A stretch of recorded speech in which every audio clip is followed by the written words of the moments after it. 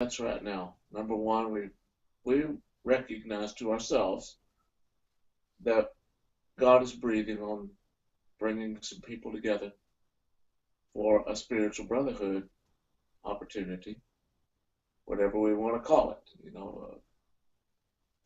Spiritual leadership summit or spiritual servanthood summit, or you know, call it what we want. But nomenclature is important. Number one, we agree that maybe this is God's breath and that we should be smelling the coffee, or like that Verizon commercial, can you hear me now? And said, all right, Lord, we're looking at this with real intention of how do we begin to put feet to following you in this direction, as though this is an assignment, an errand that belongs to us, because we're the ones hearing God's and feeling God's breath on it. Secondly, we have more or less agreed today that it's going to take a core group bigger than us. People who develop the same heart together that we've developed together. I want to suggest that that heart can develop more quickly because we understand where we've come and why.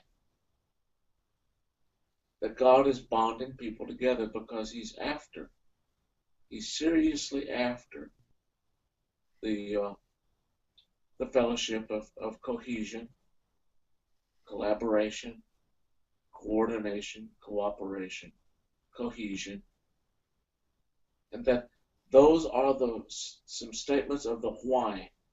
Why do this? Why pray over it? Why meditate over it? Why seek God for more wisdom and more sense of the right kind of impulse? Where, how, when? We're getting the why and the who. The who is us and a few others in a core. Then the who enlarges outside of that inner circle to an outer circle. Because Jesus is invitational. Jesus is the author of the welcome. We need to become that welcome. We need to become who He wants us to be in our core as a core. That is, I have a core in myself and you do too. I need to become in my core who we know that we want to become as a part of a core group. We can't do it because we like the idea. We can, that's wrong. We can. But we're risking it staying in the natural stream and not the authentic stream. So this coming together that we've come to over a year and a half is something that once we see what God did, why He did it, and something about how He did it, well, it's a method.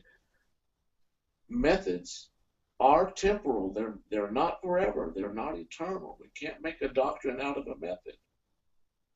But we can use a method and what we understand of why God chose that method in order to breed in a small group of others what God has took time to breed in us.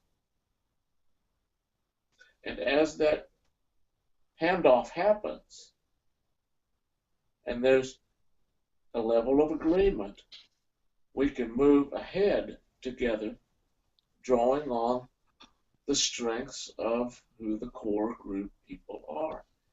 Among that core group, by the blessing of the Lord, we could find ourselves in the fellowship of an apostle, a prophet, a pastor, evangelist, and a teacher, and maybe a couple of elders too.